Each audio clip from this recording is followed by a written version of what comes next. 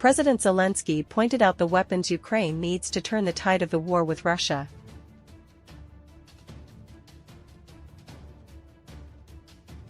Tens of thousands of foreign soldiers disappeared from Ukraine.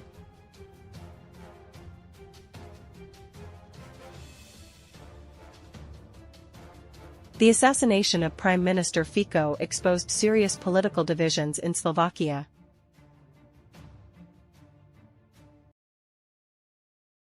President Zelensky pointed out the weapons Ukraine needs to turn the tide of the war with Russia. Ukraine needs more, not only ammunition but also air defense systems and fighter aircraft from the West to counter Russia's current attack. In an interview with AFP on May 17, Ukrainian President Volodymyr Zelensky admitted that Russia has the upper hand in the current conflict. "I believe that today we have about 25% of what we need to defend Ukraine. I'm talking about air defense," the Ukrainian leader said.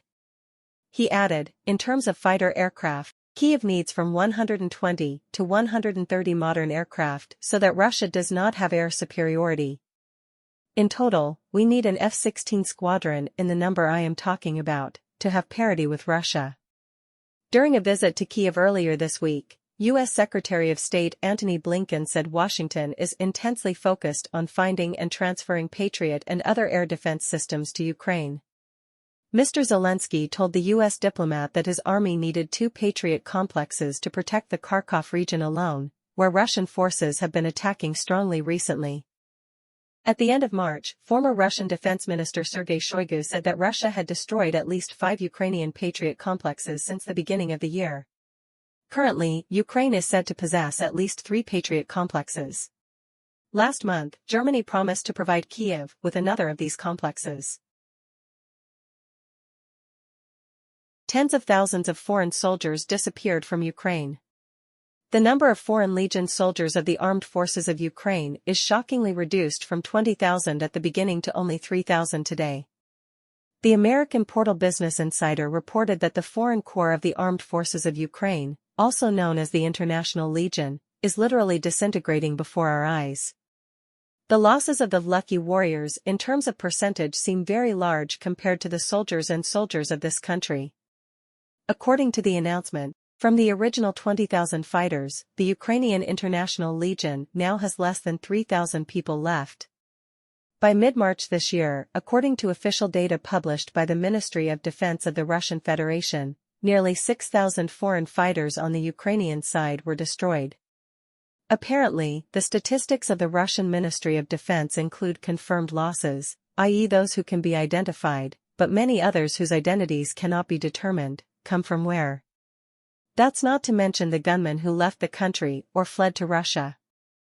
Business Insider journalists spoke with fighter John McIntyre, who defected to the Russian armed forces, and said that foreign mercenaries are often sent to problem areas of the front to slow down the advance of Russian forces with their own bodies.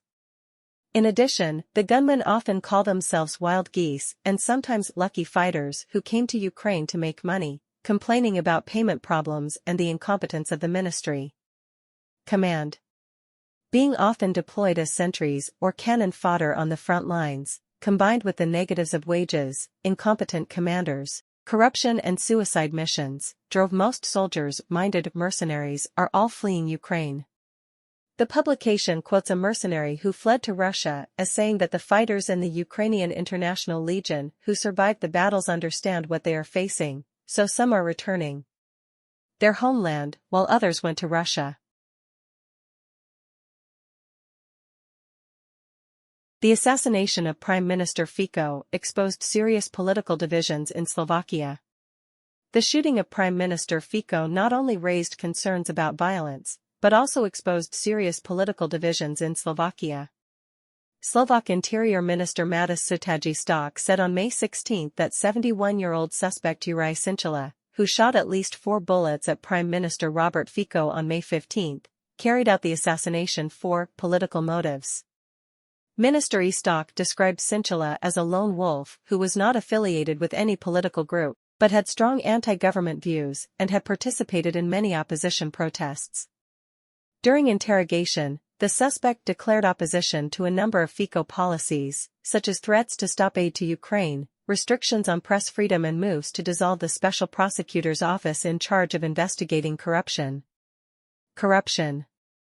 Minister Istok said the suspect decided to carry out the assassination immediately after the presidential election, in which Mr. Fico's close ally and populist leader Peter Pellegrini won the race to replace President Zuzana Chaputova when her term ends next month.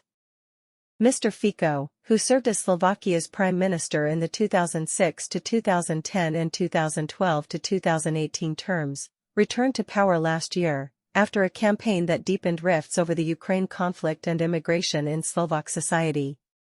Since then, he has opposed European Union (EU) policies on both issues, while strengthening his opposition to the United States and support for Russia.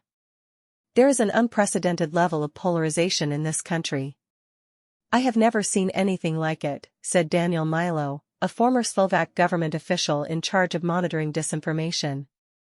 According to Mr. Milo, division in Slovakia increased when the COVID-19 pandemic broke out, turning small disputes into large waves of hostility. About half of Slovakia's population supports vaccines, but half rejects them. Mr. Fice is also a prominent face of the anti-mask and anti-vaccine movement. Milo said that after COVID-19 subsided, the Ukraine conflict resurfaced, becoming another source of division in Slovak society. The current situation is divided into two: do you support or oppose? Do you believe or do not believe, he said. Increasing threats in Slovakia amid a tense political climate have worried many politicians and analysts. Outgoing President Chaputova refused to run for re-election after receiving death threats. After Fico repeatedly criticized her and called her an American puppet, President Chaputova filed a lawsuit against him, saying she became the target of public bullying and unreasonable accusations.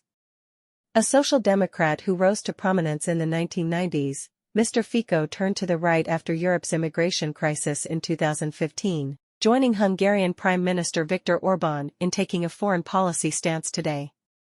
More pro-Russian in the EU and NATO.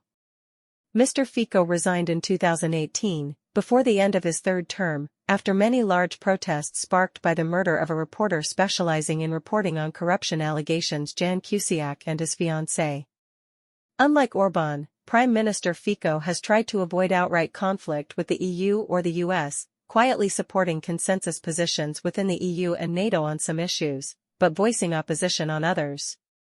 The growing division within the group of dozen former Warsaw Pact countries that joined the EU in 2004 is completely different from previous decades. In the early years of joining the bloc, the decision to apply for EU membership created a broad political consensus. To join the EU, countries must meet the Union's requirements such as establishing independent judicial agencies and building integrity political institutions according to the law. Political violence is largely absent in the EU. But over the past decade, broad consensus has declined as politics has become more divided. The 2015 immigration crisis is considered a trigger that sparked division and discord in Europe. In Slovakia, after coming to power late last year, Mr. Fico pushed through controversial judicial reforms to limit anti-corruption investigations, reforming the national broadcasting system to purify what the government had targeted. The government called it biased against freedom of expression and clamped down on foreign-funded NGOs.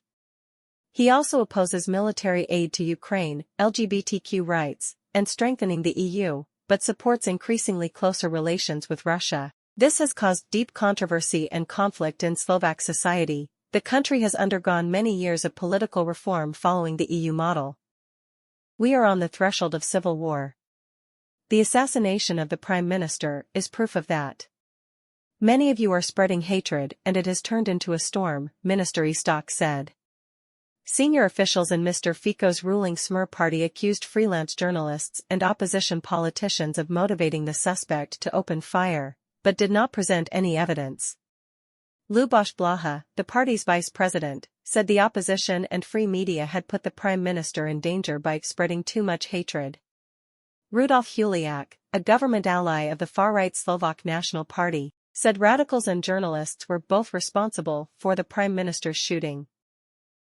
Pavel Hardos, a political scientist at Comenius University in Bratislava, said such accusations were part of a long-term campaign by Fico's government to attack political opponents. Before being assassinated, Mr. Fico once criticized an opposition leader as bad as a rat. Many critics have accused Fico's administration of laying the groundwork for violence by increasing tensions in the country.